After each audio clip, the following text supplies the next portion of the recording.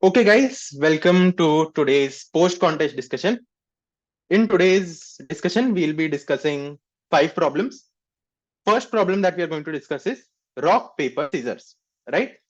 So let's read the problem statement first and try to understand what this problem is trying to say. Chef and Roku are locked in an epic rock, paper, scissors battle consisting of N games. However, Chef has a secret weapon. He found a note revealing Roku's entire sequence of moves beforehand. You are given a string A where AI represents Roku's planned move in the Ayat game. Each character of A is one of either rock, paper, or scissors. Determine the maximum number of games Chef can win if he is not allowed to make the same move twice consecutively. Okay? So, guys, let's take an example and see what the solution is there, right? This is for problem 1. Okay. What does the problem say? We are given a string S and it consists of only characters rock, paper, and scissor. We are not allowed, okay? We are not allowed to play the same move twice, the same choice twice, okay? The same choice twice. What are we asked to find?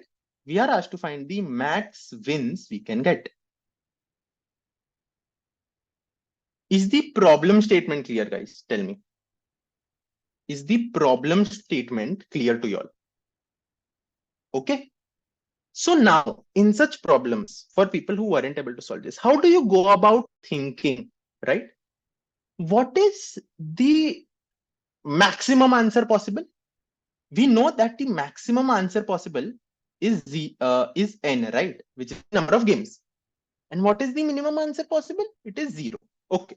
So we know that our answer is between 0 and n. This is the first observation that you'll make. Okay. Now, the second observation.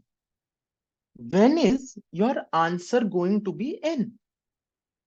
One test case is that all the characters, all the adjacent characters are different. Now, why, guys?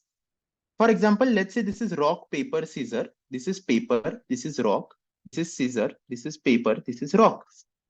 Now, each character corresponds to a different character that will make it win. For example, if rock my opponent is playing, I need to play paper. If my opponent is playing paper, I will play scissor. And if my opponent is playing scissor, I will play rock. So if all adjacent elements are different, do you guys agree my sequence of moves will also be such a sequence such that no adjacent elements are the same? Does it make sense, guys? When no adjacent elements are same, okay, this is when our answer is just n. Makes sense? Yes or no, guys? Somi says yes. What about others? Okay. Now, so we basically found out the answer when no adjacent elements are the same. Now, what do we do when one of the there are adjacent elements which are the same, right? That is what is causing issue to us. So let's consider something like rock. Okay. And since, yeah, so in such a case, what do? I played paper. So I won the first one, and the second one I can, let's say I played rock, okay, because I can't really play anything else. So in this case, my answer was 1. Now let's consider that it's rock, right? 3 times rock. So what is the most optimal strategy, guys, here? What is the second kind of test case? All characters are equal. Consider this, right? All characters are equal, and now the number of rocks are increasing. So here, the max answer possible is 2. Why? Because I can play paper here. I can play scissor or rock. It doesn't really matter. Let's say I played rock and I played paper here. So the answer here is 2. Now, similarly, if you do for 4 hours, you will get answer to be 2. And for 5 hours, basically R, you'll get the answer to be 3. What is 1 and 2? 1 and 2 is our answer. The number of wins we can get, right? If my sequence is RR, I can play PR and I will win 1 game. If it is RRR, I'll play PRP and I'll win 2 games. For 4 hours also, you can generate such a sequence. And for 5 hours, it will also be 3. What relation can you make out of this, guys? Any relation? You can. Exactly. Very good. So if you have a string where all elements are the same, okay, and there are X elements, then we will win till X by 2 games. Yes or no, guys? Tell me. If there are X consecutive characters and all of them are same, then the number of games I will win is ceil X by 2. Is this much clear, guys? Is the second observation clear? The first observation he made, the second observation, is it clear? Okay. Now, just a request, guys, whoever is not muted, please mute yourself, right? Because make the experience better for it. Now, guys, tell me. First of all, we discussed when all elements are the same. We discussed when all elements are not the same. Do you guys agree that my true string will be where all elements, some consecutive elements are the same and some consecutive elements are not the same? For example, R, P, S. Do you guys agree? Yes or no, guys? My true string will be something like this. It will also contain single elements. Yes or no? Yes. Now, we can consider these elements which are the same as single blocks. Okay. And we know that for this block, the answer is ceil of 2 by 2, which is 1. For answer for this block is ceil of 3 by 2, which is 2. For this, it is 2. And this, it is 1. Okay. Now, what am I going to explain to y'all is that why this is going to be my answer. Okay. First of all, I want to ask you, does it make sense when I tell you that this is the maximum answer possible? Let's consider all these strings were separate, right? In that case, I would have got 6 as my answer, basically saying that I would have won 6 games. But now we are unsure because let's say I put P here and then I put P here as well. Then I cannot put like scissor wins, right? So I put S here. Then I cannot put a scissor here. So we are not sure if the answer will be 6. It could be less. Does it make sense, guys? Does it make sense when I tell you that my max answer is just 6? Why 6? I divided my string into blocks of equal character elements. And we know for each block of equal character elements, the answer is just size of that block divided by 2. Ceil of size that block divided by 2. Is this much clear, guys? Tell me. Paras says yes. What about others? What about people who weren't able to solve this problem? Clear, not clear? Should I repeat again?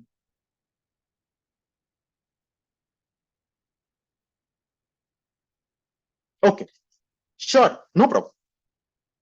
Let's consider that my string is R, okay, and P, right?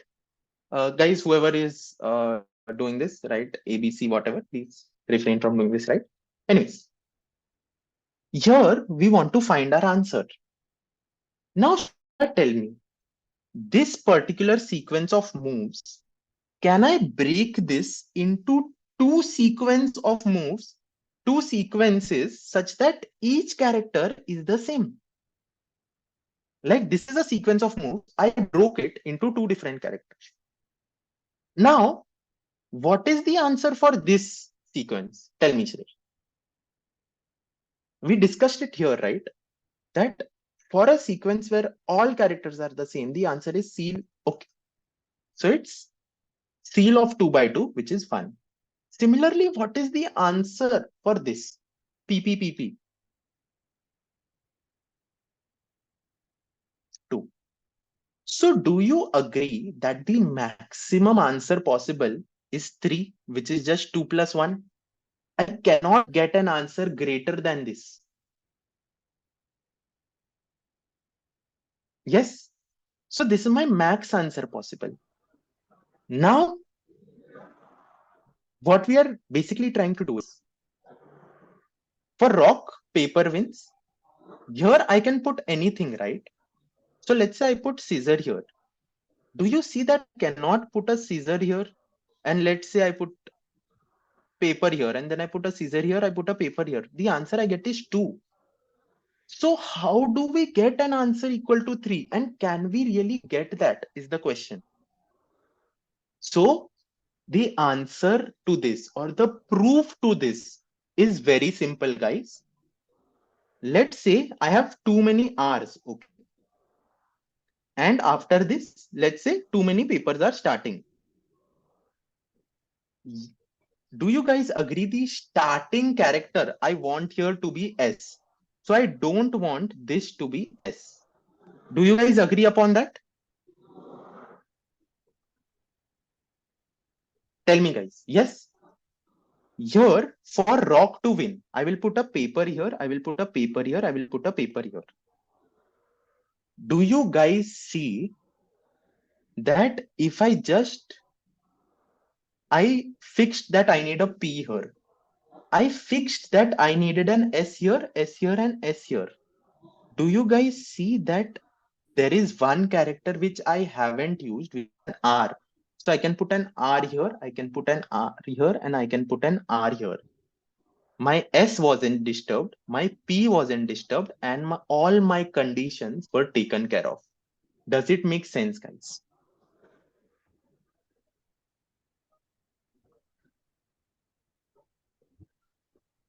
So in here, I can have P, I can have R, I can have S, I can have R, and I can have S again. Here my answer becomes 3.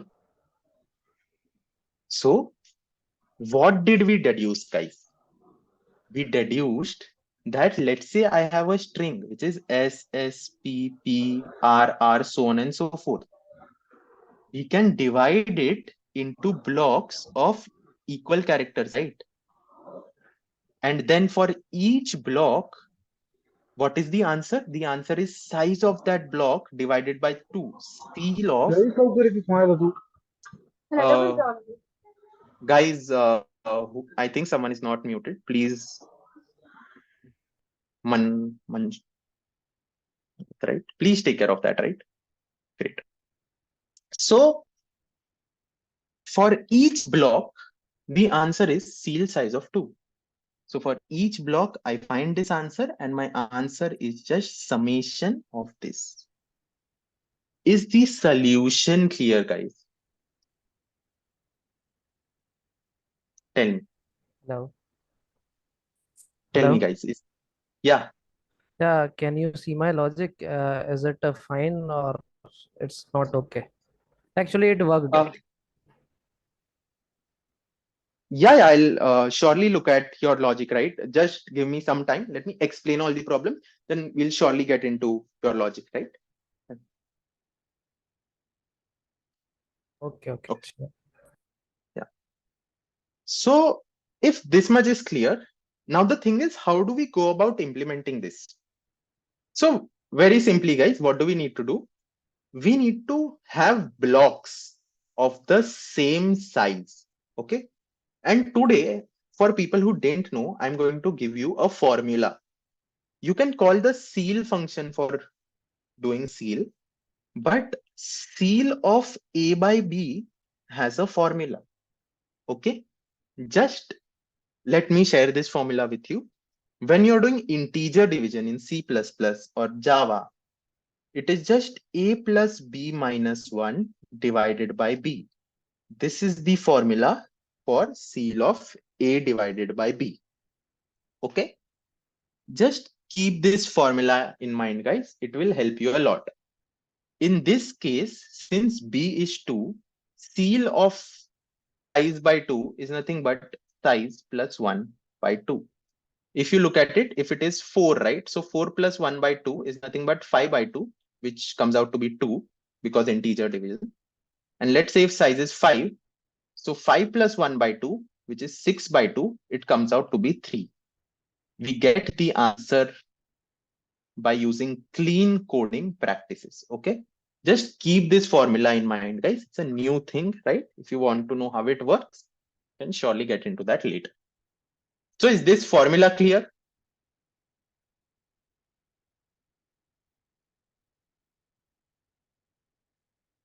Just keep this formula in mind, guys. Okay.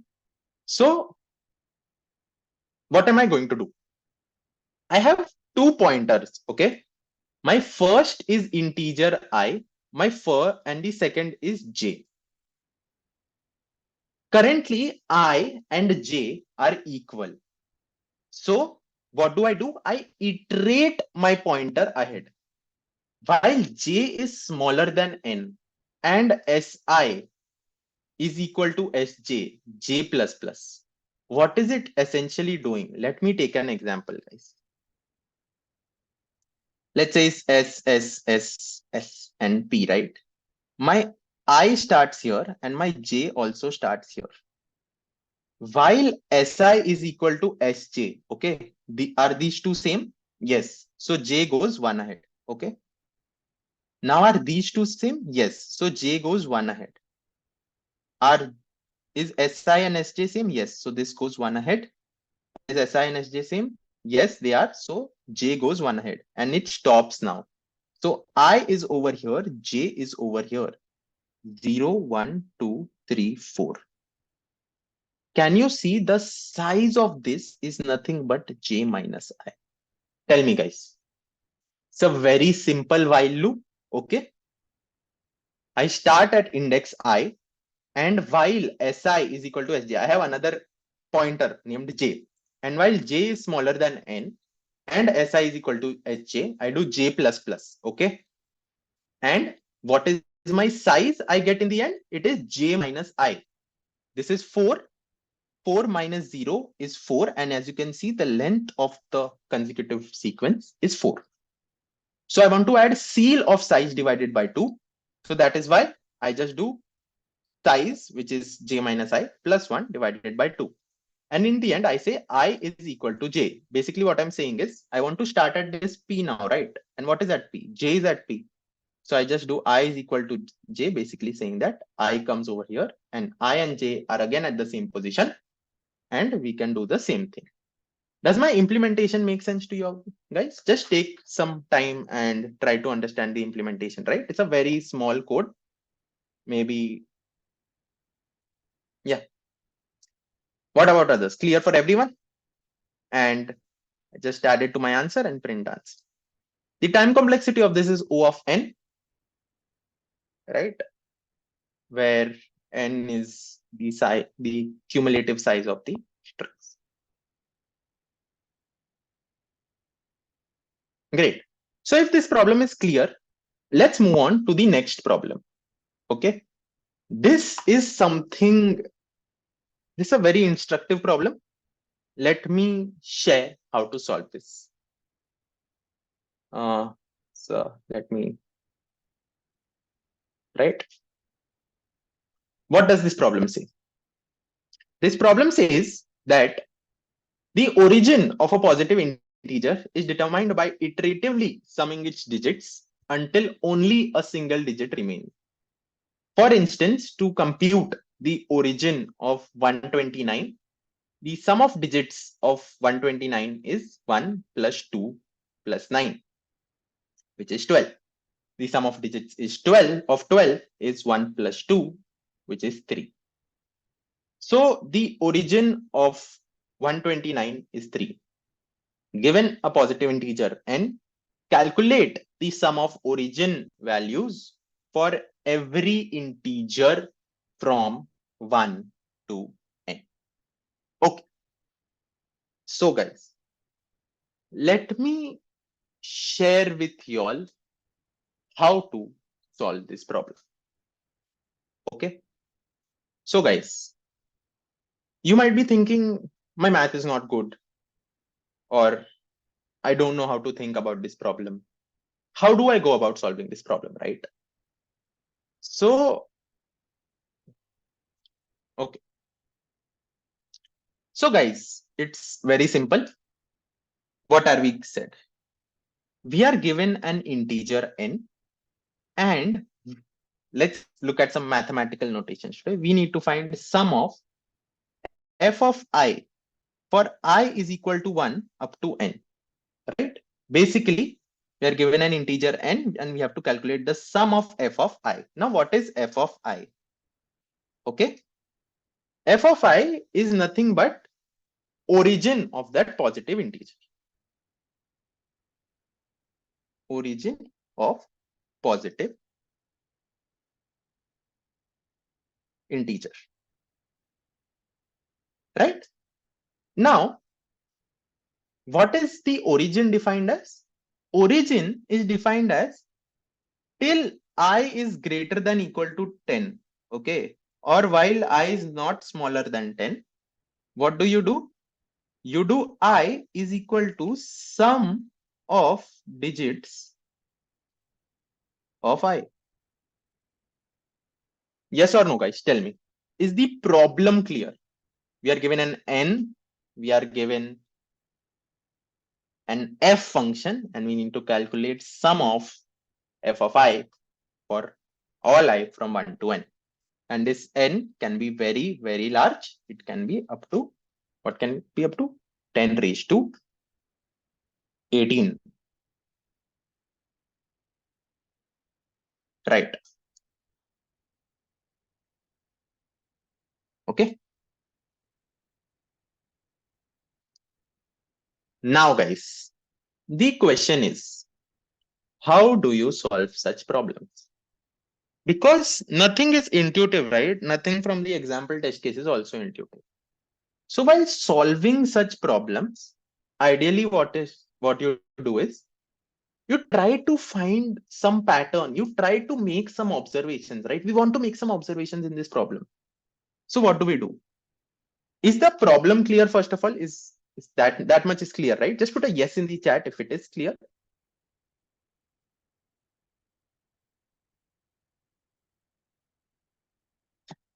Not clear? Okay, great. So let's find f of I for 1, 2, 3, 4, 5, 6, 7, 8, 9, 10, 11, 12, 13, 14, right? And 15, 16, 17, 18, 19, and 20. Uh, guys, please mute yourself. Request from my side. Okay. Okay. So for 1, what is f of I? It's going to be 1. For 2, what is f of I? It's going to be 2, right? I'm just finding f of I. I'm not finding the sum, okay? I'm finding f of I. For 3, what is f of I? It is 3. For 4, it is 4. For 5, it is 5. Comes 6, 7, 8, 9. Now for 10, what is it? 1 plus 0 is 1. So for this, it becomes 1. What is it for 11? For 11, it is 2. For 12, it is 3. This is 4, 5, 6. 7, 8, 9. And can you see this is nothing but 1 plus 9, which is 10, which is 1. So this becomes 1 again. This becomes 2. 21 will be 3, 4, so on and so forth. Is there some pattern that we can notice, guys? Tell me. Is there some pattern we can notice?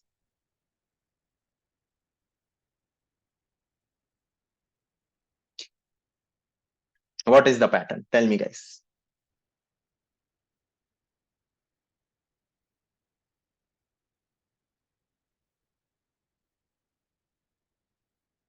The pattern simply is f of I, right? It will just keep on taking values 1, 2, 3, 4, 5 up to 9. And again, it will take values 1, 2, 3, 4, 5 up to 9. Is this observation clear? If you want to know how it is mathematically true, I'm sure the editorial is available. I think it will get a bit complicated for new people out here if I get into that, but I hope this observation makes it pretty clear. We took for very small numbers what can be f of I, and what we noticed is that f of I is just repeating after a point, and it makes sense. Why does it make sense? Let's say my number up till a certain point is something, and it is 0, right? And this is 1, and this is 2, and this is 3, and this is 4. Can you see the sum of digits increases by 1? So if the sum of digits increases by 1, in the end, these f of I values are going to be next to each other. If this is x, it's going to be x plus 1 mod 9. This is going to be x plus 2 mod 9. This is going to be x plus 3 mod 9, so on and so forth. Right? Does this observation make sense, guys? That f of I is just taking values 1, 2, 3 up to 9, and it keeps repeating in that pattern. Put a yes in the chat, guys. Come on, let's see some interactivity today. Yes. So now, if we have understood this, what does the problem decompose into? Okay. We are given n. What do we need to find? We need to find 1 plus 2 plus 3 up to 9 plus so on and so forth up to 9 for the first n numbers. Yes or no, guys? Tell me. Our sequence is 1, 2, 3, 9, and then 1, 2, 3, 9, right? We need to know what is the sum of the first n numbers. Yes or no? For right? Tell me, guys. Numbers of yes, right? For example, if it is 10, so for f of I is 1, 2, 3, 4, 5, 6, 7, 8, 9, 10. These are the numbers for the first 10 numbers. So we need to find 1 plus 2 plus 3 plus 4 plus 5 plus 6 plus 7 plus 8 plus 9 plus 10. Okay. So we know what. So how do you solve this? Now, this is where a bit of mathematics comes into play. If your mathematics is weak, this is a great instructive problem to solve this. Okay. How do you find this very fast? First thing we can notice is that our sequence is periodic with 9, right? Basically, after every 9 numbers, it repeats. Right? Basically, it's 1, 2, 3, 4, 5, 6, 7, 8, 9. 1, 2, 3, 4, 5, 6, 7, 8, 9. Right? Now our number n, what is our number n going to be? It is going to be some amount of these complete chains. Okay, it's going to be some amount of these complete chains. And in the last chain might be incomplete. Does this make sense for you all?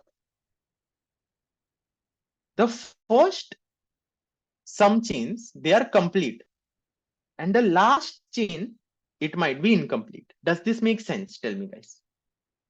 Exactly, quotient and remainder. So what do we have to do? How will we find the number of chains that are here? It is just n divided by 9. This is going to give me how many chains are there of complete numbers n by 9. Let this be x. Okay. Now I need to find how many numbers remain. This is just n modulo 9. Yes or no, guys? Tell me, is this much clear?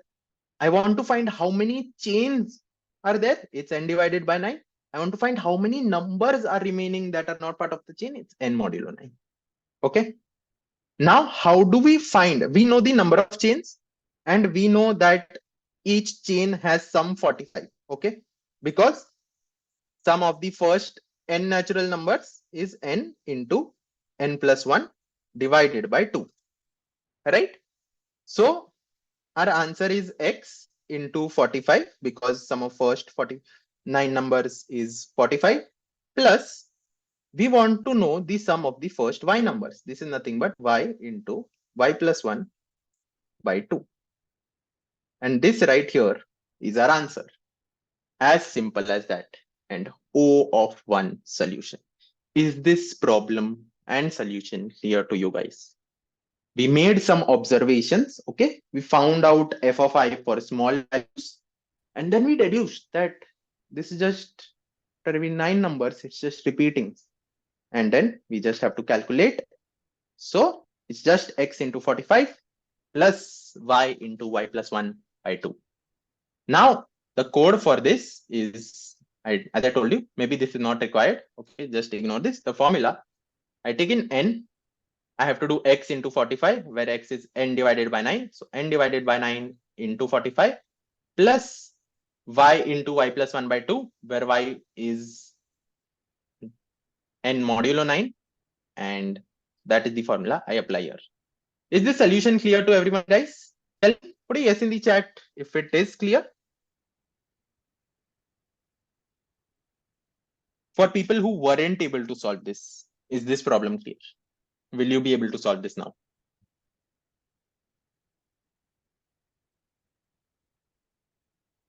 Great. So moving on to the next problem, which is 3 out, 1 in. Right? What does this problem say? You are given an array B containing n, and you have to perform the following operation on B until it consists only a single element. Choose indices A, J, I, J, K of the array B. Remove Bi, Bj, Bk from the array. Append Bi plus Bj minus Bk to B. Note that the operation reduces the length of B by 2. For example, if B is equal to 2, 5, 3, 4, 2, you can choose indices 3, 1, 4, delete the values B3, B1, B4 from B and append whatever to the array. Your aim is to maximize the value of the final element remaining in the array. That is to maximize the value of f of p. You are given queries. For each query, we have to find what is, we are given an integer k, we have to find what is the maximum value of f or b for the first k numbers. So let's first try to understand the problem, right? Just give me 1 second, guys. Okay. So what does the problem say? The problem says that we are given an array of n numbers, a1, a2, so on and up to an, right? And we are given few queries. For each query, we are given a number a. We have to find f of a for the first k numbers, 1 to k. Okay. What this means is that we have to find the maximum, okay, maximum value of f of the first k numbers. Is this much clear, guys? Like, I'm not telling you what f is right now. I'll tell that. But for each query, we have to find what is the maximum value of f of the array, where this is just the first k numbers. Make sense, guys? Tell me, is this much clear?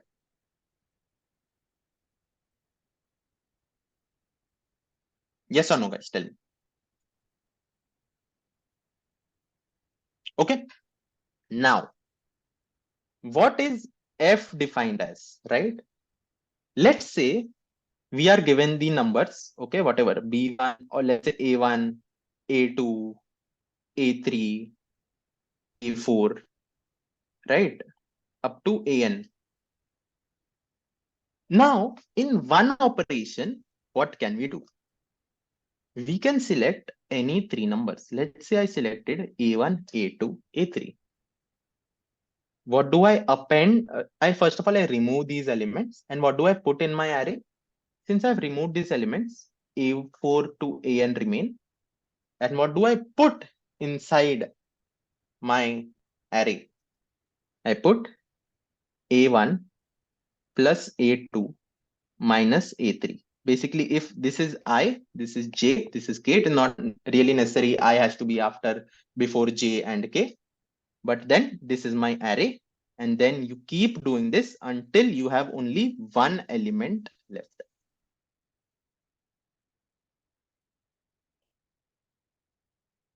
Okay. Is this much clear, guys? Yes. Okay. Now, what is the basis of this problem? Okay. Can you guys notice, like, how do you go about solving this, right? Because it is not clear. It is very ambiguous. What this, you want to maximize the last element. You want it to be as large as possible. How do you do this? Because there are so many possible operations. The first thing you can notice is that the final element right here, each element either contributes minus ai to this, or it contributes plus ai to this. Okay. What am I trying to say is, we performed one operation, a3 became minus a3. So if you keep performing these operations, every element is either going to have a minus tag in front of it or a plus tag in front of it. So can I say that each element is going to contribute minus ai or plus ai? Yes or no, guys? Yes. Now, is this number random? Like, the number of negative elements, is it fixed or is it random? And similarly for positive AI, is it fixed or is it random? It might look random, but we haven't really thought about that, right? So let's have a look. That is these numbers, like the number of negative elements I have to select and the number of positive elements I have to select. Is it really random or no? Let's say I have numbers a1, a2, a3, right? And a4, a5, right? Now, if I perform one operation, then I can choose anything, right? So let's say I do this for now, a4, a5. Can you see there is one element with a negative sign in front of it right now? Yes or no? Tell me, guys. Yes. Now I have three choices, okay? What are the three choices? three choices are, the first two will include this element, okay, which we had right now. And the last is just choose some other three elements. Okay. Choose some other three elements. Let's say this was A6 and A7. Okay. There are 7 characters here. Just for namesake. Choose some other elements. And here we are going to choose this, right? Let this be X. So either X will have a minus sign, okay, or it will have a plus sign. Basically, what I'm trying to say is either it will be A4 plus A5 minus X, right? And or it will be A4 plus X minus A5. Okay. The A4 and A5 are just the numbers I chose right now. Is this much clear, guys? Like in the first operation, I know that there is going to be one negative. When I'm performing the second operation, I have 3 options. Okay. Now let's calculate how many negative elements each one of these is going to generate. Is this much clear? Tell me, guys. Is this much clear, first of all?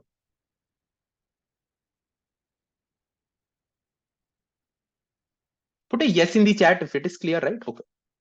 Now, if I put minus X, okay, X is A1 plus A2 plus A3. If I put minus X, it becomes minus A1 minus A2 plus A3. Okay. So can you see there are 2 negative elements right now, and A4 and A5 are positive, and everything has a positive sign in front of it. I'm not saying the elements are negative. I'm saying that the signs that they are having is either positive or negative. Yes or no? Tell me, guys. Okay. Now, if I have a positive sign in front of X, so X remains as it is. So there was one negative from X, and now this element also has a negative sign. So in the end, there will be 2 negative elements. And similarly, if I didn't choose X at all, there's going to be one negative, which is A3, which is from X, and there's going to be another negative, whatever I choose. Can you see in all cases, the number of negative elements remain the same? Tell me, guys. Is this clear? I had 3 choices. I can either have X in the negative portion, I can either have X in the positive portion, or I cannot choose X at all. In all 3 cases, I come up with the conclusion that I have 2 elements which have a negative sign in front of it. Is this much clear, guys? Put a yes in the chat if you guys have understood. If not, do let me know, right? What didn't you quite understand? Great. So if you do this again for the third, you do the same thing. Okay. You'll notice that there will be 3 negatives, right? So what is the basic observation? If I perform one move, I will have one negative element. If I will have 2 moves, one negative sign. If I have 2 moves, I am going to have 2 negative signs. And if I'm going to have 3 moves, if I perform 3 moves, I'm going to have 3 negative signs. Yes or no, guys? Tell me.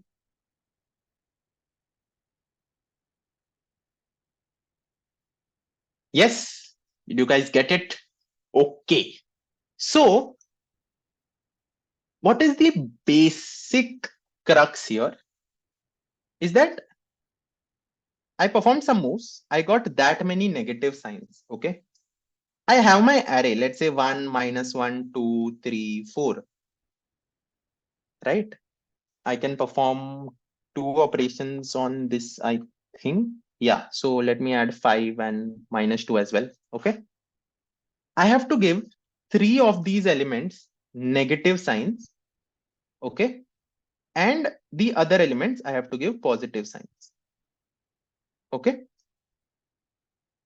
What will be the most optimal strategy to do this so that the sum I get is the maximum possible?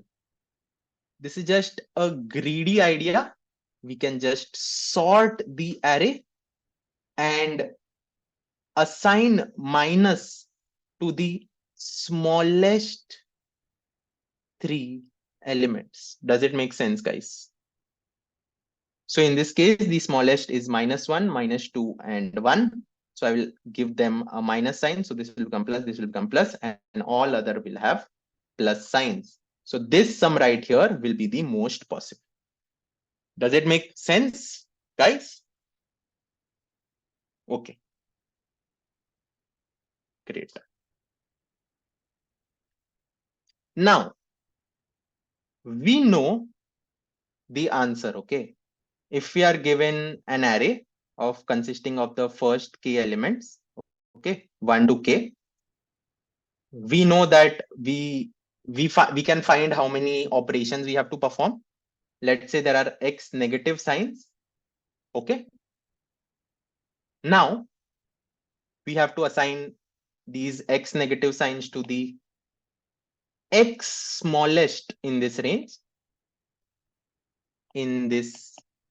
range, okay? And after this, we have to find the sum. And we have to answer queries. Guys, if this k was constant, no, the problem was over right here. We could have just done what I said. But there are q queries, right? So we can't really keep on calculating this for every k.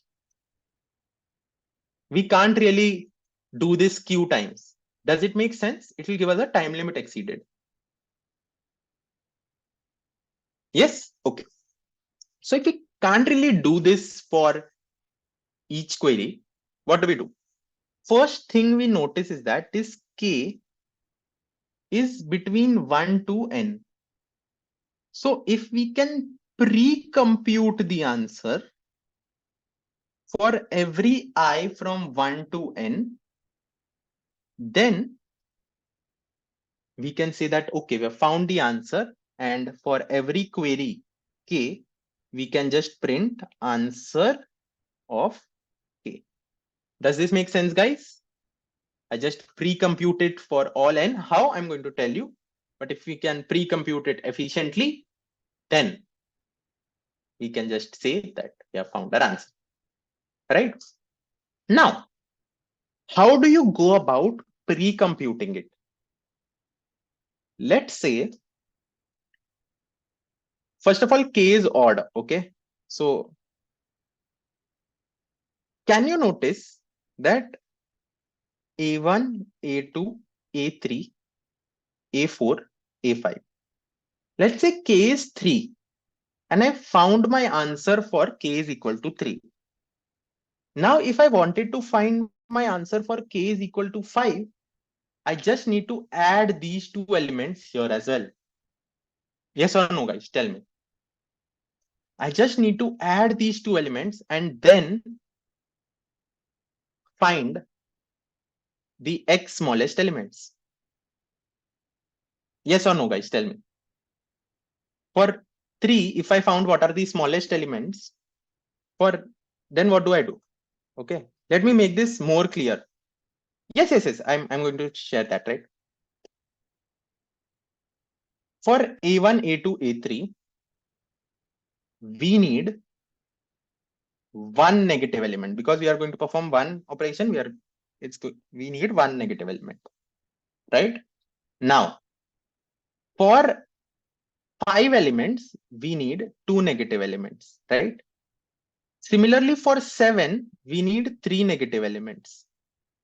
So do you see, as I keep adding bunch of 2 blocks, elements of 2 elements, I need to make one more number negative and all other will remain the same. Basically, for length 3, I need to know what is the most negative. For length 5, I need to know what are the 2 most negative. And for length 7, I need to know what are the 3 most negative. Is this much clear, guys?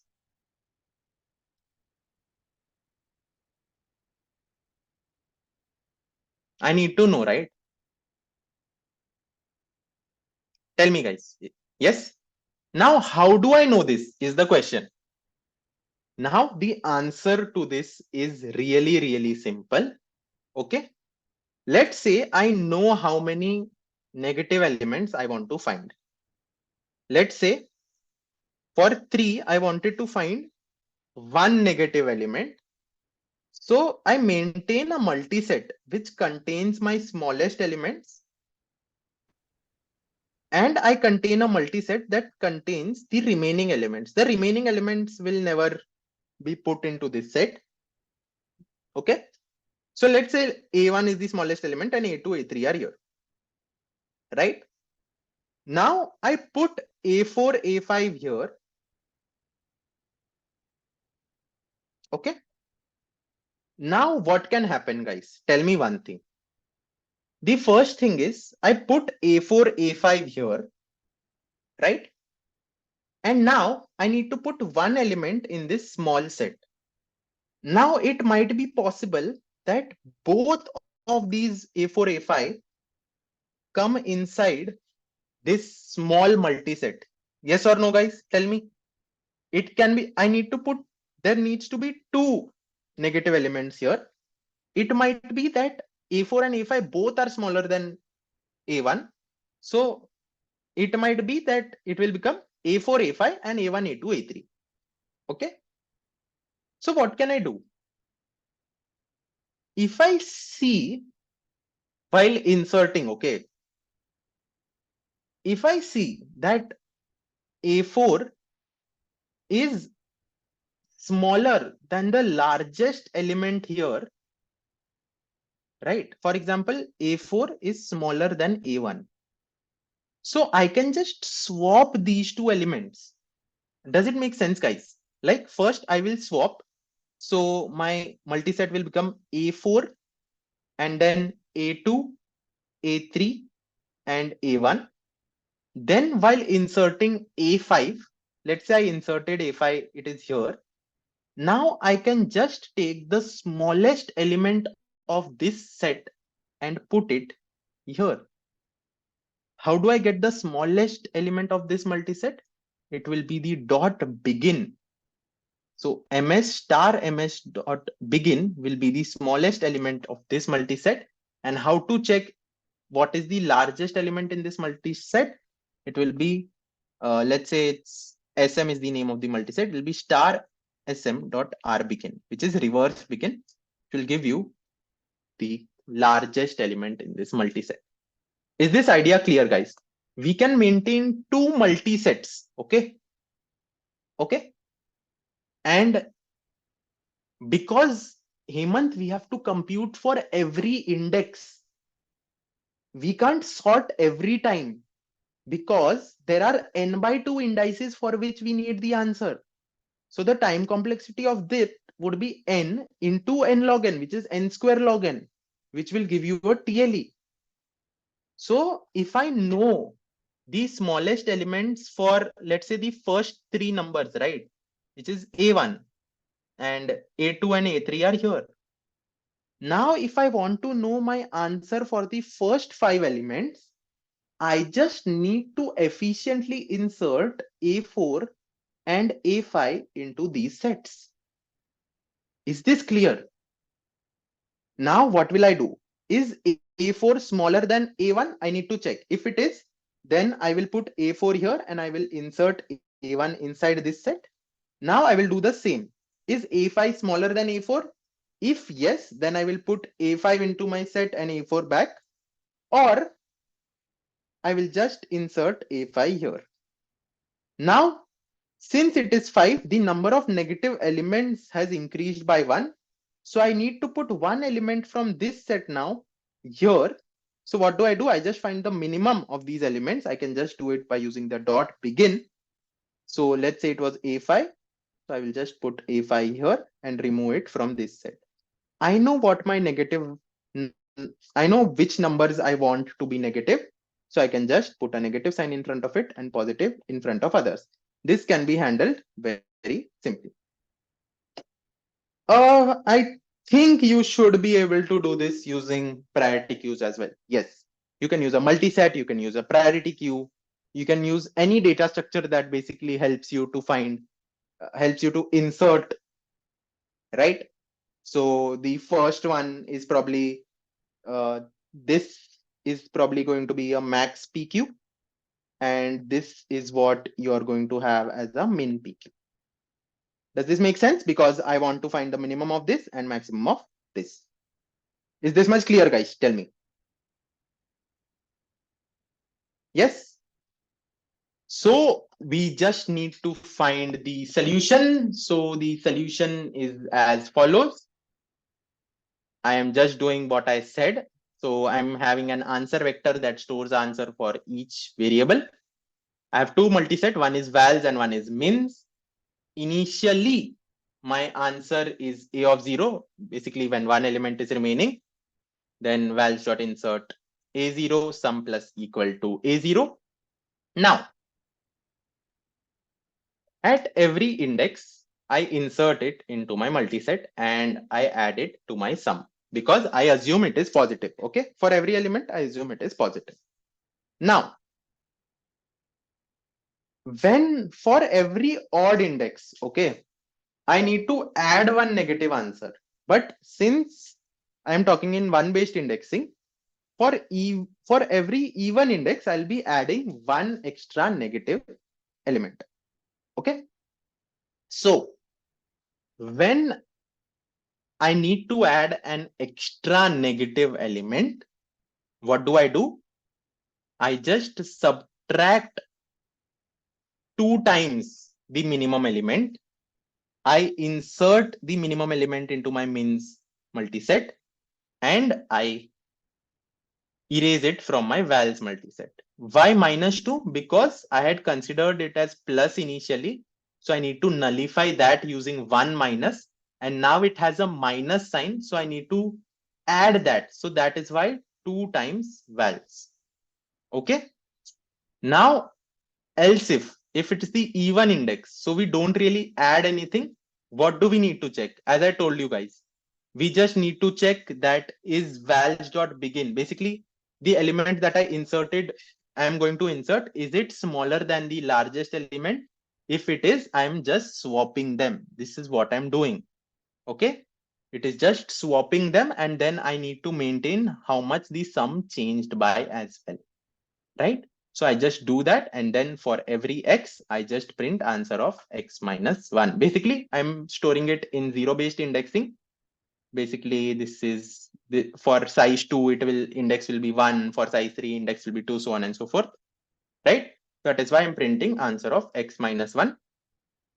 So that is more or less it. Is the solution clear, guys? If the code is not clear, we can you can have more look into it. If you have doubts, you can ask it later, right? But is the idea clear that we need to maintain two multisets and then we need to remove some elements, we need to add some elements.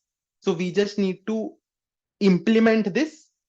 And at the end of the day, this is just a implementation problem. So to recap, what did we do? We found out that after performing every element, the number of negatives that I want to have increases by 1. So we just need to maintain what negatives we have. Now for size 3, if we know what are the minimums that we are taking and what are the other values. For size 5, there are only 2 elements that I'll be inserting. So I can just efficiently insert them and find what are my minimum values, and I can find my negatives and positives like that. Is this much clear, guys? Tell me.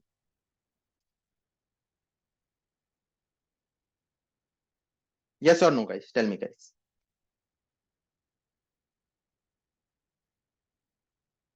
Put a yes in the chat if it is clear.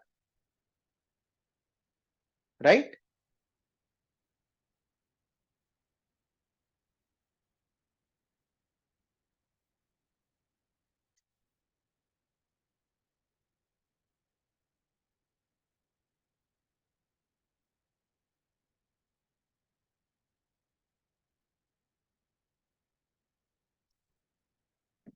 Great. So if this much is clear, guys, let's move on to the next problem, which is prison escape. right? What is prison escape? It is a very neat problem, and this problem actually tests your understanding of graphs. This is my favorite problem from the Div 2 contest. One, because the hard ones I couldn't really solve, but out of the problems I solved, right, the 5 problems I solved, this one was my favorite. So what does this problem say? A prison is represented as an n into m grid consisting of zeros and ones, when zeros denotes a prisoner and one denotes a guard. In one move, a prisoner can move one step left, right, up, down. A prisoner can escape if he reaches outside the prison. Okay. Let the escape time of a prisoner be the minimum number of guards he needs to cross before he is able to escape the prison. What is the maximum escape time of a prisoner? Right? Now we are given some test cases. Let me quickly write down a sample test case and let me show you all what the answer would be. Right? So let me write down the last one. Okay. 1, 1, 1, 1, 1.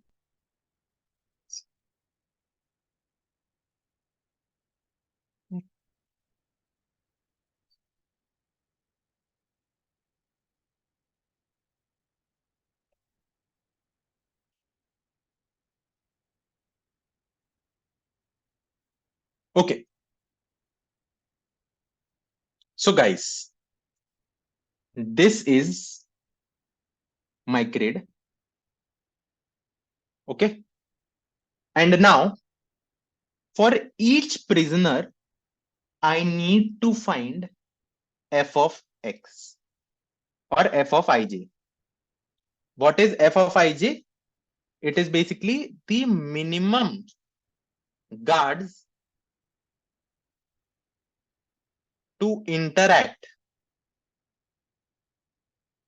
with to get out of the cell, to get out of this grid. Okay. I need to find this for all my prisoners. These 0 ones are prisoners. And what I have been asked, what is the max f of ij, where I comma j is where a prisoner is. So out of all these values, what is the maximum possible value? Is this much clear, guys?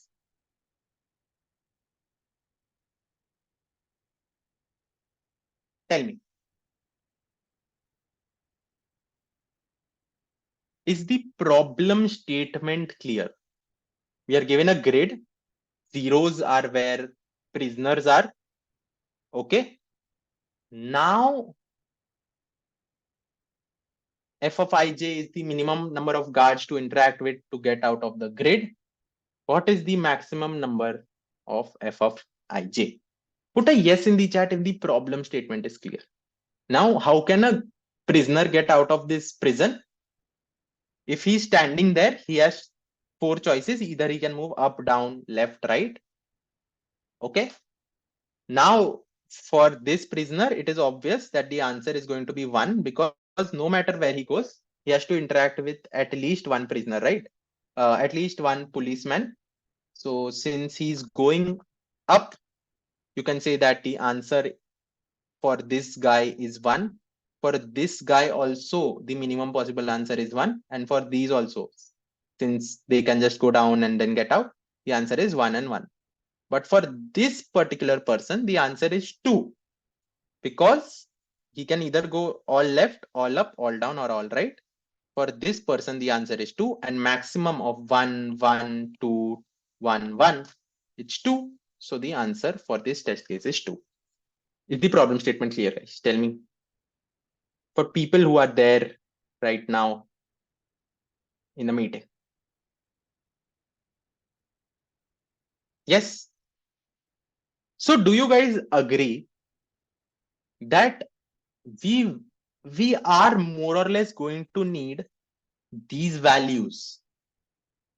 Okay, and we just need to efficiently compute all these values. Yes or no, guys? If I am able to efficiently compute all of these values, I can just find the maximum possible answer. Okay. Now, how do I find this efficiently? Because if you look at it, right, I have been given a particular cell. Let's say I've given one cell, okay, I comma j. I need to find what is the minimum cost to get from I to j to anywhere outside the grid. Okay, anywhere outside the grid. Can you see that we can use Dijkstra to solve this problem, or a BFS to solve this problem? Basically, if I am going to a cell with a policeman, my distance increases by 1. Otherwise, if I'm going to a cell with a 0, my distance remains as it is. So we can Dijkstra over it, or we can use a 0-1 BFS. Okay. Do you guys agree here that if I was given only one pair of I comma j, I can find my answer? What is the minimum cost to get from I comma j out? Either using Dijkstra or using 0-1 BFS. What is 0-1 BFS? You can have a look into it, but the simple solution for this is using Dijkstra, right? Is this much clear, guys? Tell me. If you don't know Dijkstra's, maybe now is a good time to learn Dijkstra's algorithm. This is more or less a prerequisite to this problem. Put a yes in the chat, guys, if this much is clear. Then I'll be discussing a very fantastic way to solve this for all I comma j. Okay. Now, the thing is, we found it for one I comma j. Okay. Now we need to find it for all I comma j. So how do you go across solving it? And we can't really do a multi-source Dijkstra directly. Why? I'll give you an example, guys. Let's take this example only. Right?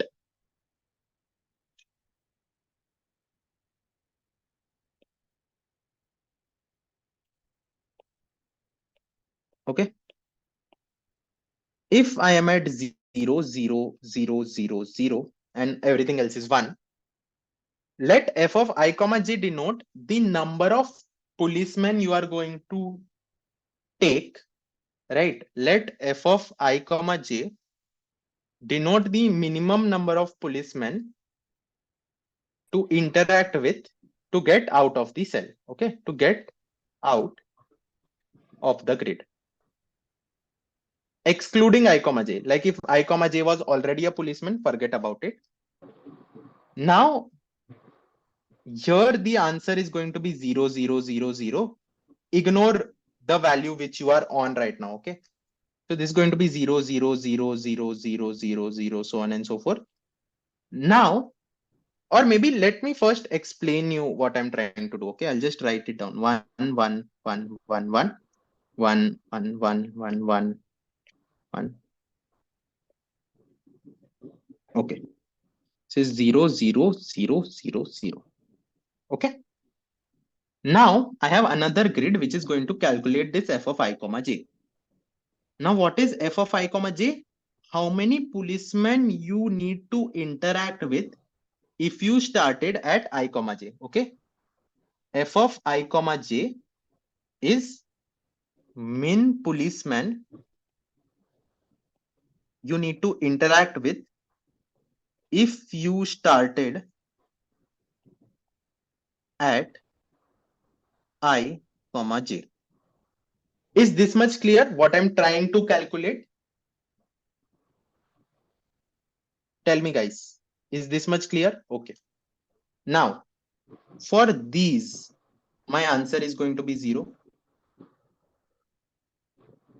Okay. For my borders, my answer is going to be 0. Okay. This is what my approach is going to be, right? Now, for this particular cell, okay, I have not yet calculated the inside values, but depending on the outside values, okay, since these numbers are 1, the answer would increase by 1. So one of the possible answers for this could be 1, and another one of possible answers could be 1 as well. So for now, the minimum possible is 1, right? So I'll put a 1 here. Yes or no, guys? Tell me. So it is a multi-source Dijkstra, kind of. Yes, it is a multi-source Dijkstra. Now, similarly for this cell, it is currently 1, this is currently 1, and this is currently 1. So now I have found my answer for these ones.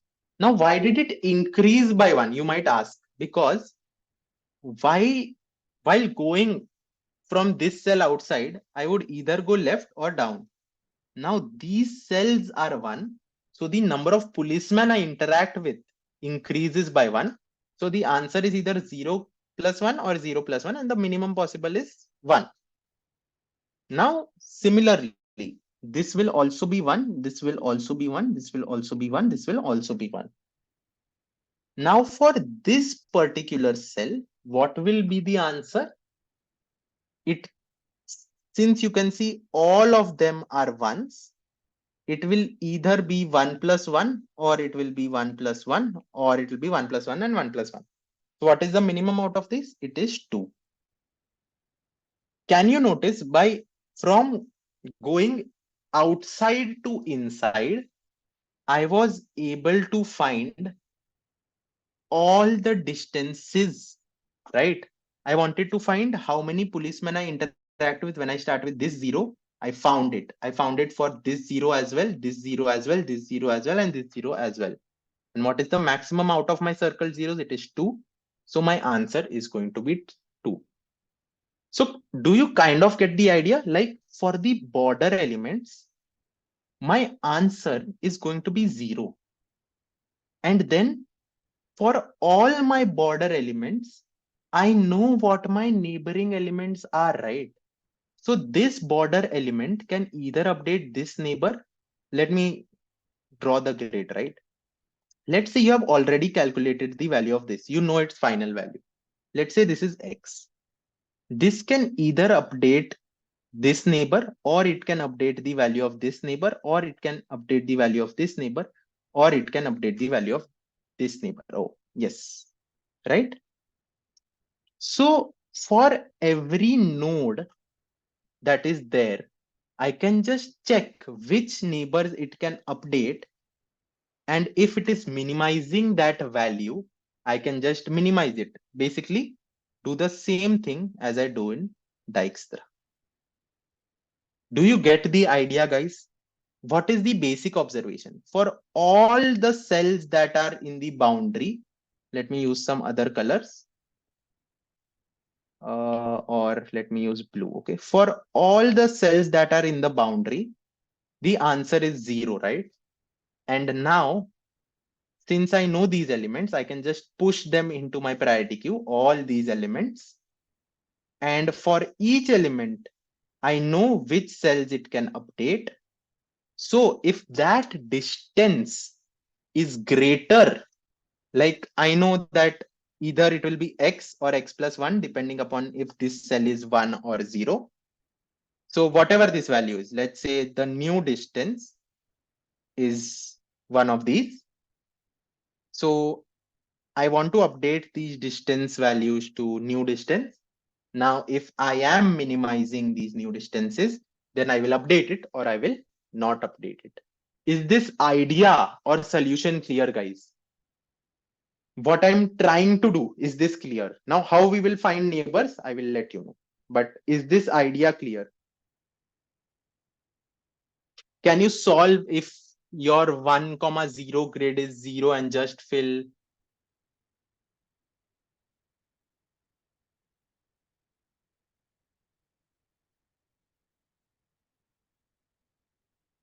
What do you mean by this, Ekam Singh?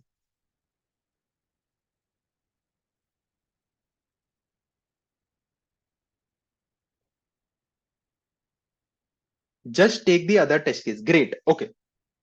Let me take this test case, I think, which is 1, 1, 1, 0, 0, 0, 0, 1, 1, 1, 1, 1. Okay. Now, in this test case, how do you go about solving it? First of all, let me make my array. Okay.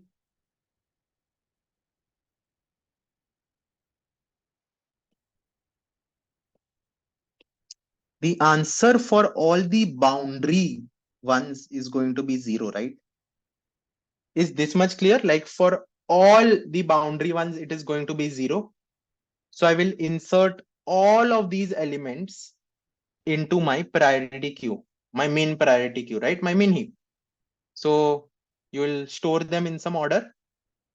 Now this cell is going to update this cell is going to update this cell, and these cells are going to update this cell. Okay. Similarly, this cell is going to update this cell, this and this cell is going to update this cell. So for now, consider that this is 0 and this becomes 1. Yes or no? Tell me. Depending upon how we discussed, this answer will be 0 and this answer will be 1. Now you will insert this 0 and this 1 into my priority queue, and this 0 will now update this 1 to a 0 as well. So the answer for all of these becomes 0 and my final answer is 0. Basically what we are doing is we are inserting all the boundary elements and then we are just doing a Dijkstra over it. A very simple problem, but a very neat way to think about Dijkstra. Like if you just have not understood Dijkstra enough, this problem might seem hard. But if you understand the crux of it, then solving this problem was really, really simple. And I hope you got to learn something today, right? So for this problem, what do you have to do? First, for each cell, you want to know its neighbor. Okay. So what is it defined as? For I comma j, it is either I minus 1 j or I plus 1 j or I comma j minus 1 or I comma j plus 1, right? Now, that is what I'm storing in this dx dy vectors. Basically, I will increase by 1, j will increase by nothing. I will decrease by 1, j will increase or decrease by nothing. Basically, if I do I plus dxi and j plus dxj, dxk, this is going to give me x plus 1, x minus 1, x comma j plus x comma y plus 1, x comma y minus 1. It's a very standard technique that you use. I'm going to show you how to use it. So I taken my grid, okay, and I have my priority queue. I'm using a set, okay, it's not really a priority queue, it's a set, but the same could be done using a priority queue. Okay, so I need to insert all my boundary elements, and the answer for all my boundary elements is 0 initially. So what do? I insert I comma 0, which is basically my first column. Okay. Then I also need to put my last column. So it is basically I comma m minus 1. So what does the tuple say? The first thing that you're going to need to store is the thing that it is sorted upon. So it is the distance. So we discussed that the boundary distance is 0. So it is going to be 0, comma I comma j, right? So I put 0 comma I comma 0, 0 comma I comma minus 1. and then I update the distance to be 0. Initially, I've taken the distances to be 1 in n. Similarly, I do it for the first row and the last row, which is 0, comma I and n minus 1, comma I, and I update the distance to 0 as well. Now, I know what my distance is, I know what my x is, I know what my y is, right? Now I need to know what is the distance that I'm going to update its neighbors to. So what is the distance that I'm going to update its neighbors to? If this grid x comma y is 1, then it is going to increase by 1, right? Because this cell is also going to be visited. So in that case, I just do distance plus plus. Does this make sense? Like if the current element is a 1, then if any cell had to pass through this element, then the distance would increase by 1. Okay. Then I remove this tuple from my priority queue and I iterate over the distances. So the new x, I am iterating over all the neighbors. So x is dxi plus x and y is dyi plus x. This goes through x comma y plus 1, x comma y minus 1, x plus 1 comma y, x minus 1 comma y. You can do this without the array also, but implementing becomes much more clear if much more precise if you use this. Okay. Now, if x is greater than equal to 0 and y is greater than equal to 0 and x is smaller than n and y is smaller than m, basically I'm checking if these new cells that I'm found, which is the boundary, right, is within the grid or not. Because for a corner cell, the neighbors go outside the grid, which is something that we don't want. So first of all, I check if this is inside my grid. And second thing, am I really reducing the distance? Like this variable is the variable is the new distance that distance capital X comma capital Y might get. So if I can reduce it, meaning that distance capital X comma capital Y is greater, I erase its current existence from the priority queue, I update its distance, and then I insert it again. This is all that my Dijkstra does. And in the end, what do? I have to find the minimum, maximum over all the prisoners. So I iterate over the grid. If grid ij is 0, it means that there was a prisoner here. So answer is just maximum of answer comma distance I comma j. And in the end, I print out answer. Is this much clear, guys? Tell me.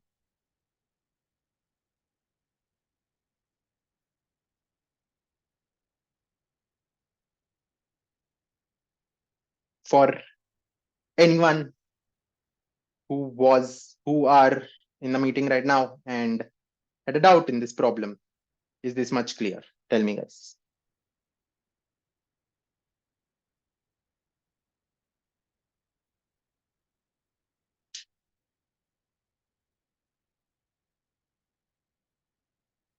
Yes? Great. So now moving on to the fourth problem of div 1 and fifth problem of div 2. Like this was not there in div 2, but I felt that this is a really simple problem if you think about it, right? Now, this is a bit of a proof based problem, but if you are able to prove your solution, what do you basically do is you can solve it very easily. Okay, trust me. If I go from 1 to 1, should it? No, no. So this is where you're getting it wrong, right? I am finding the answer for that cell. Okay. So for every cell, I am assuming what would be the answer if there was a prisoner here. Okay. Like if at cell I comma j, there was a prisoner, what is the answer? So to the cell that I am going to, if there is a policeman or not is irrelevant. I need to know the opposite, where I am coming from. Okay, like I am at a node, I am iterating through all its neighbors and I'm saying, let's say I am going like the prisoner was at the neighboring one, right? And I am coming to the current cell. So the answer will only increase by 1 when the current node is a 1. So that is all we need to check. Otherwise, it will lead to overcounting. For example, like you, otherwise these would never be 0, right? Because these are 1. But what I'm considering is that I comma j represents that there is a prisoner at I comma j and I want to get out. There is a prisoner at I comma j and I want to get out. Is this much clear?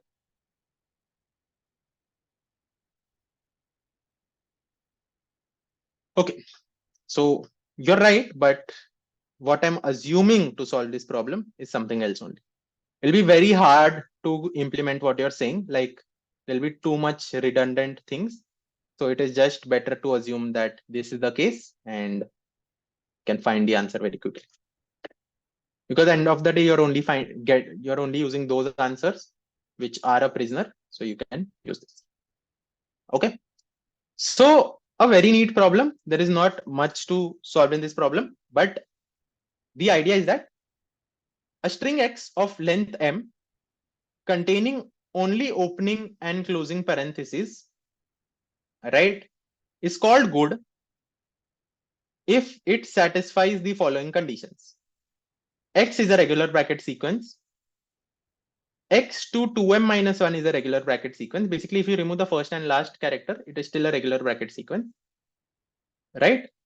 Now, given an integer n and a string s, you have to find the number of quadruples such that I comma j comma k comma I j k l are in order. Sij is equal to skl and Sij is good. Okay. What does the problem say, guys? You're given a string s. You have to find the number of tuples I comma j comma k comma l such that s of I to j is same as s of k to l. Okay, and first of all, I smaller than j smaller than k smaller than l, and s of ij is good.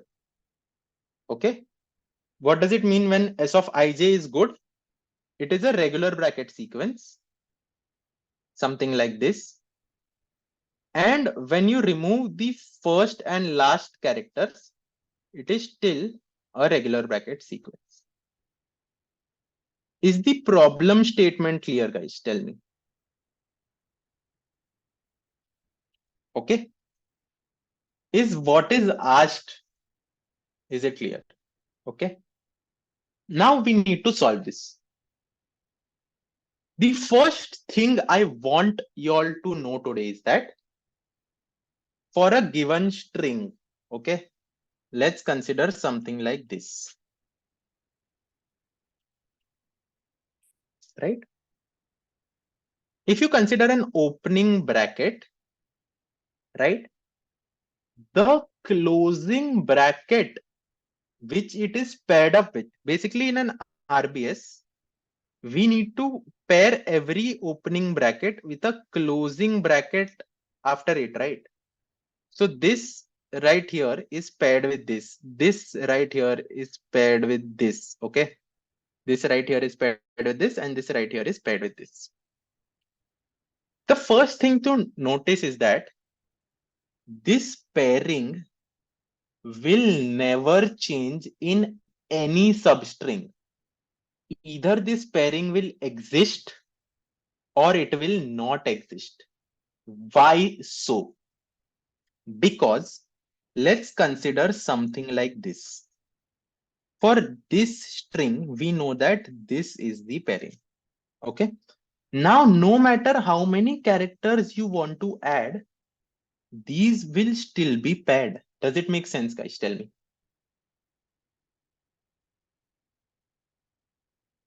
Yes.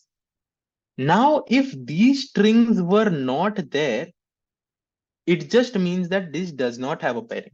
So either for a particular character, it is not going to have a pairing, or it is going to know which pair it belongs to.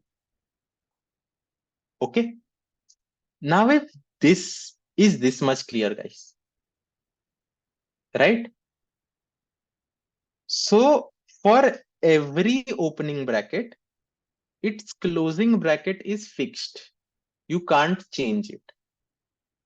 Now, how do you find all the possible regular bracket substrings in the array? Okay. How do you do this? First of all, the thing to notice is that the number of regular bracket sequences in a string cannot be more than n or n by 2. You might say that why? There can be n square substrings, then why can't be there n square regular bracket sequences? For the very same reason, guys. Let's say you have a regular bracket sequence. Okay. For every regular brackets, like you can have n square sequences. What I'm trying to say is, when you're looking at something like this, okay, since each opening bracket corresponds to one closing bracket, if I want to know the number of regular bracket sequences that are good, sorry guys for the misinterpretation, there can be n square regular bracket sequences, but there will be only n good. I will explain to you why. Wait, just give me a sec. Now, what is a good regular bracket sequence? A good regular bracket sequence is something like this, okay? This is already a regular bracket sequence. And now when you remove the first and last one, it is still a regular bracket sequence. Is it clear what a good regular bracket sequence is? Tell me, guys. Yes? So now, can I say that if I find such a regular bracket sequence where this pairing is the first and last character, it is a good regular bracket sequence. Why? Here you can see this opening bracket does not correspond to this closing bracket. So when I remove this is not an RBS. So this is not good. But if you look at something like this, okay, this opening bracket corresponds to this closing bracket. So when you remove this, the internal part is still a regular bracket sequence. Now you might say, what is the proof? The proof itself lies in the definition that this opening bracket corresponds to this closing bracket. Like for this opening bracket to correspond to this closing bracket, this string inside has to be a regular bracket sequence in itself. Like something like this won't be able to correspond to this because this is what it corresponds to. And similarly, in something like this can never correspond to this because this is corresponding to this. So we are defining a pair as the opening bracket corresponds to this closing bracket. Is this much clear, guys?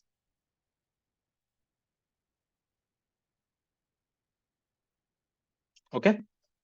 So first of all, we came to know that there can be only order of n good RBSs. Anyone would like to try how we will find all of these RBSs? It's a very simple trick. What do we need to find? For every opening bracket, which is its corresponding closing bracket, and that string is a good RBS. How do we do this?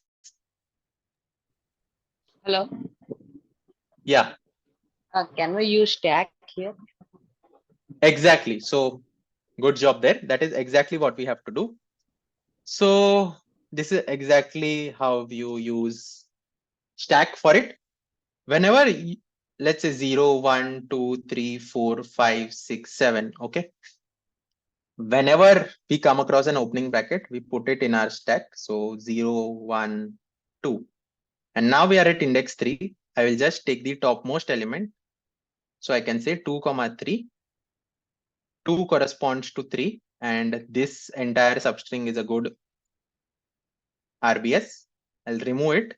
For this 4, this corresponding to the top element. So it is 1, comma 4. This is a good RBS. And for 0, comma 5, this is a good RBS. Okay. Now I'll push 6 in here. And when I come to 7, I will pop it. So 6, comma 7 is a good RBS. These are all the sets of good RBSs that I have. Yes or no, guys?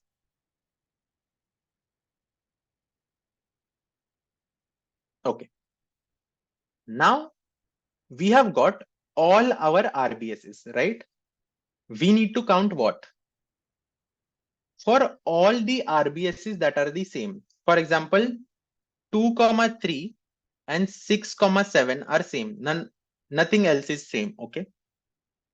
This could be one pair. Basically 1, comma 2, comma 6, comma 7 could be one of the tuples that I form, because S of 1 to 2 is same as S of 6 to 7. Okay. And since both are same, we need to check if they are an RBS, and it is a good RBS.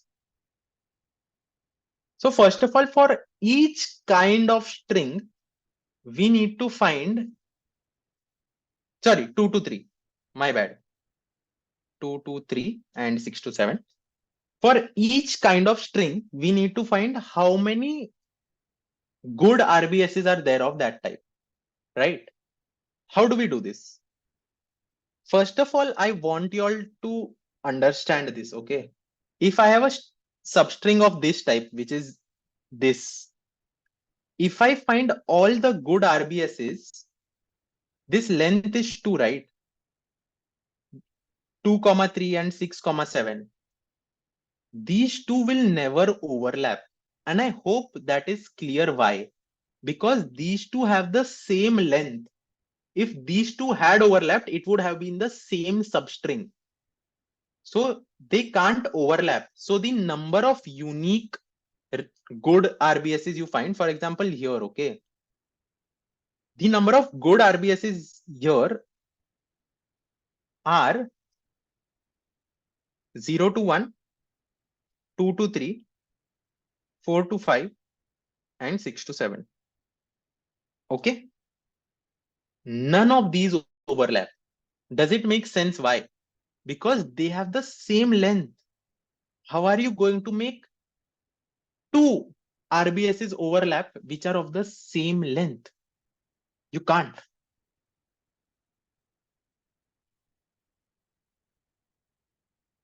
Like, for example, let me give you an example. Okay. You might, yeah. What are we asked to find?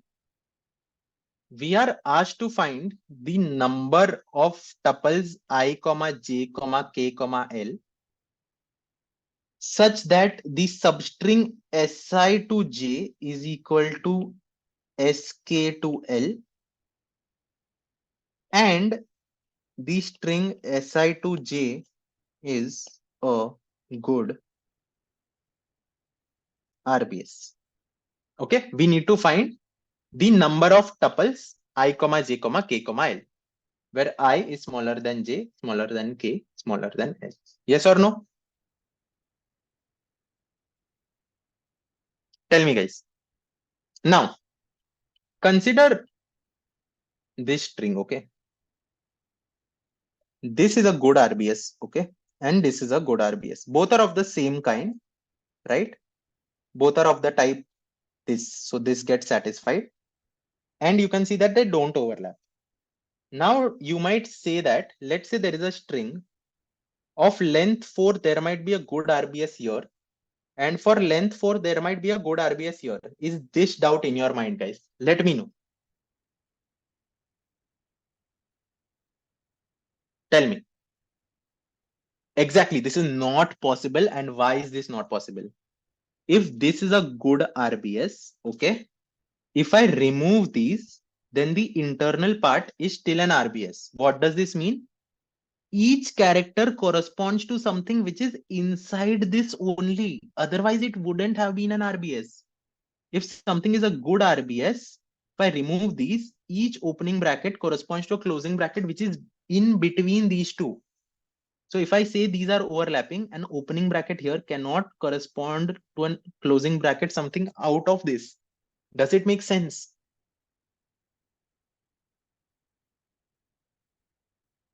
Tell me, guys. So for this particular string, I found out what all the good RBSs were.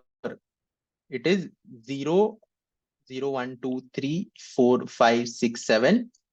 It is 0 to 3. It is 1 to 2. It is 4 to 5. And it is 4 to 7. And it is 5 to 6. You see that these two are same. The substrings are same. And these two are of the same type. So can I say if I found the count of elements of the same type, if they are n, I need to choose any two of them to satisfy this I, j, k, l. I have n of them and I need to choose two. So the formula is nc2 or n into n minus 1 by 2, where n is the number of substrings of the same type. Is this much clear? Yes. Now the thing is, how will you find substrings of the same type, the count of substrings of the same type? Because if you do m of s dot sub str and then you put in I comma j, whatever the parameters are, I'm not sure, and then you do plus plus whenever you come across it, this will run in an MLE. Yes, you can do that. No, you can't do that. Let me give you an example. Difference AB might be constant, but these two are different strings, right? Although difference AB is constant, the strings are different. We need these two strings to be same. So we need the count of these substrings. We can't really do this. This will result in a MLE, right? Because the lengths can be a lot, like order of n square. So how do you do this? You need to store, like, for every substring, every good substring, if we got a unique value here, we would have got this, right? So basically what do we need? For every good RBS, we need to map it to a number. How can we do it? We can use a rolling hash. What is a hash? If you guys don't know, it will take in a string and it will give you a number. And if two strings are the same, it will give you the same number. Okay, just black box it. You don't need to know how rolling hash works. Okay, just black box what rolling hash does. Rolling hash, if you give it two indices of a string, it will give you a number, and this number is unique to every string.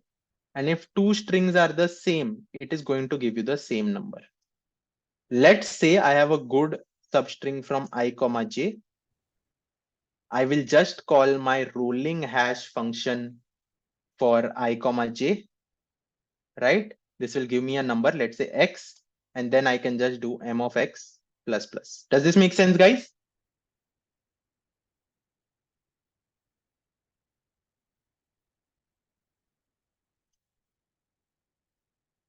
Sure, just ping me on Discord. I will share my rolling hash template with you. So once you do this, you can just iterate over this map. And let's say the key value pair is J. I means the type of string I, and J means the count. So you just add J into J minus 1 by 2 to your answer. So for every element in your map, you just add J into J minus 2, J minus 1 by 2 in your answer. Is this much clear?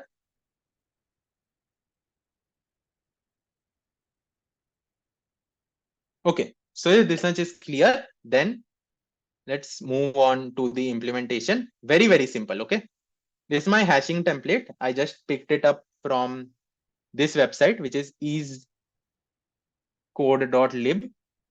If you look at this right here, okay, this is a very good website, ekzlib.net. If I just type in hash here, it will give me this template. So during the contest, I just copied the template from here and I pasted it here. I didn't really bother.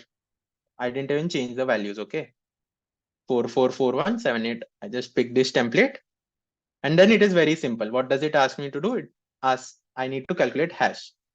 So I put my hash template. I have my stack. So if it is an opening bracket, I push it inside. Otherwise, if my stack is not empty, then I just need to get the hash number from the opening bracket up to the closing bracket. The closing bracket is I plus 1, like 1 after the closing bracket. So it's I plus 1.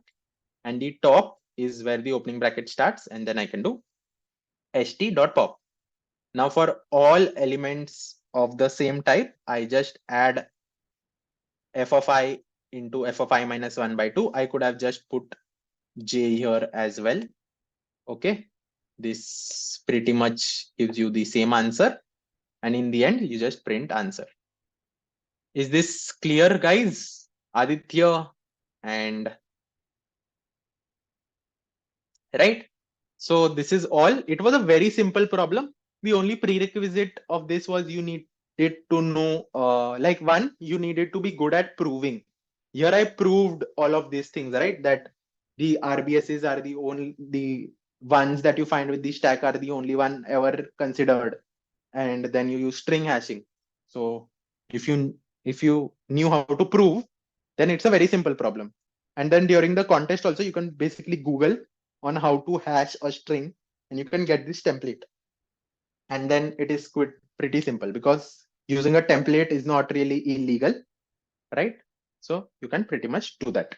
So that is all for today's post-contest discussion. I know I took up 2 hours of your time, but my goal was to explain all the problems in depth. I hope I was able to do justice to your time. Thanks a lot for watching. Bye-bye.